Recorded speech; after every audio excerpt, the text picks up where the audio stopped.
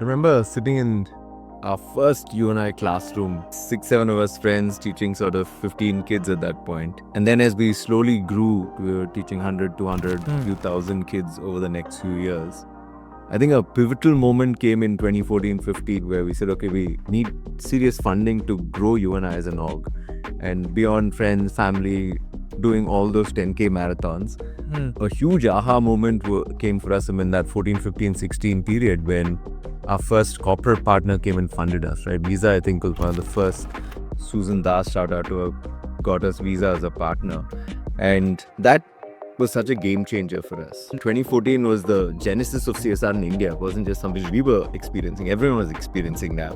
And when you think of CSR in a whole, it's really matured over the last decade and a bit now, right? Like what started as a mandatory, we have to do it, this whole thing of what penalty if we can't, from scrambling to find NGOs to building a foundation to planting trees that no one ever saw again.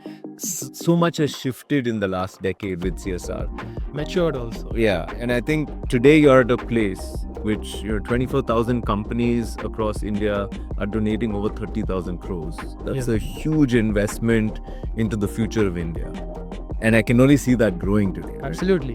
We've come so far, which is amazing. I think there's a great foundation in place. If you are heading CSR or if you are running a charity, I think whichever place you are, it's such an exciting time to be part of this journey. Just in terms of India's growth story, we now are in a place where we are empowered to bring real change at a very systemic level, right? As you look around, we know that India is sort of poised to lead the global economic growth for the next 2 decades at least. India is going to become the third largest economy in the next 5 years or so, leaving Germany and Japan behind. Incredible, yeah. And what do we do with that is such a good thing to wrestle with. They say about 200,000 families have 20x their money, their wealth in the last 20 years. In 2023, India added 1 billionaire every 5 days. Billionaire, not millionaire. Can we join that? India's got the largest working age population. So there is so much of productivity happening there. India is literally the back office of the world. There's one GCC opening every 5 days in India. If you're able to think from 1 degree above of what it means, like you have about 65% of India who wake up and go to offices and work. It's such a good age to be part of and say that, hey, we work, and when we work, 2 things happen. Because as an Indian rather, one of the things you struggle with is, okay, I'm making a living out of what I do, but then how can I contribute to the poverty, right, around me? But if you're able to just create the thinking saying, hey, when I work, I'm creating wealth and I don't take everything on the table back home. There's a percentage that goes to the country so that, the country becomes better. There's a small percentage that goes towards the needy, and every single Indian who works can feel very empowered just knowing that, can bring more energy, more motivation to work. And if you're able to really speak into that and then see CSR from that angle, saying, okay, how do we sort of convey this to everyone? World giving ranks, India is on 26th place. Though we are going to be the third largest economy, when it comes to giving, we are 26th. So there's a whole nation waiting to be inspired to say, hey, how can we do more good? The wealth we're going to create. And that's where the systemic change can happen if you see the CSR as a whole and also the partnership with the non-profits, they can create that meaningful change. As India grows, the potential for CSR to grow is huge, right? Because you've seen CSR take these jumps very clearly. There was the first phase of CSR, which really was this compliance phase, right? We did our 2%. Here's the report, here's the press release, to a very strategic place with, can I align CSR with our brand values, with business goals? And then where it is almost today, I feel like CSR in a lot of companies, they managed to integrate it into their core business also, where how do we make social impact part of our business also, right? They've been able to tie those pieces up. I think it's great to see where it's come today, and it's exciting where it's going. Today, another theme to sort of pick up on is just when you think of CSR and NGOs working together to create that future, is almost the elephant in the room, is this power imbalance. And I don't think it comes from either side, it just exists. In all situations, the funder sets the terms, the NGO adapts, there's so much compliance for both sides to deal with. from a government aspect also, because everyone's nice on email, nice on phone calls, but sometimes very rarely honest because of this imbalance. Because the problem isn't with CSR or with NGOs. I think the problem is with the posture. Very true. Because the NGO side feels like it has to impress, and the CSR side, like, it feels like it has to comply with all of these norms and also just approve. And it's difficult to build and co-create anything in a space like that.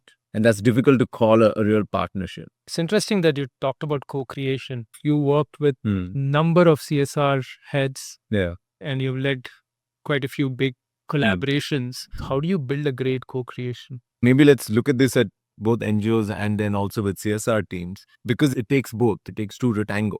For NGOs, the number one thing is sometimes it's difficult for us to get out of our own world. Very true. And to step into the world of, hey, there's a CSR manager, CSR head, whoever that is, to really understand their world. And I think that's the first thing NGOs should do, is really understand that, hey, they're also humans trying to create impact, trying to do something useful, impactful, and create change. And really understand, what does a CSR manager or lead or a team care about, right? What are their priorities? Where are they trying to go? How can their mission and our mission sort of collaborate in this?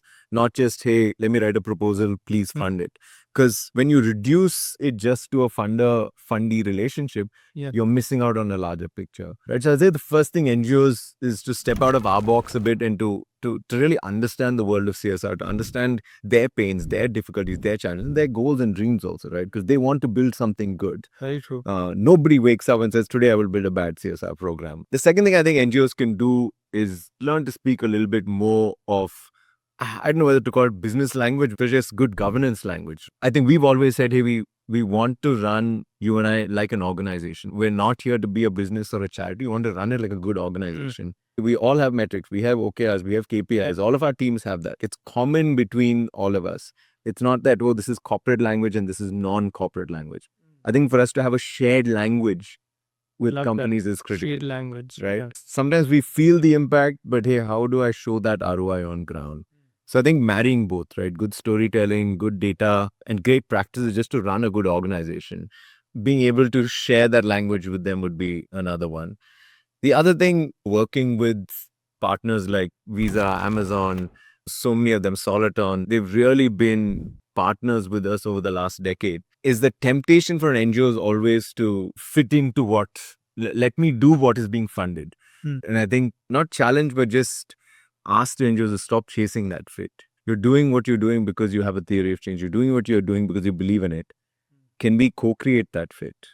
And I think ask better questions to the companies also. And sometimes it is difficult, right? Like they're saying, hey, we only fund STEM. We're like, oh, we don't do STEM. And they're like, okay, you can't receive this funding.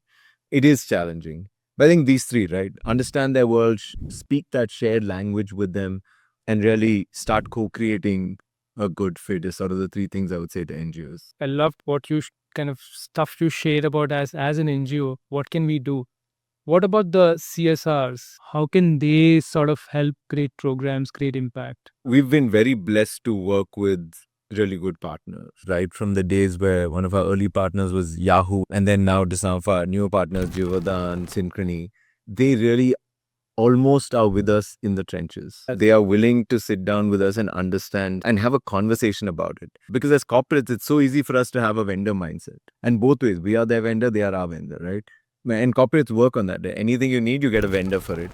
So sometimes if a CSR, get me an NGO will be a vendor for me.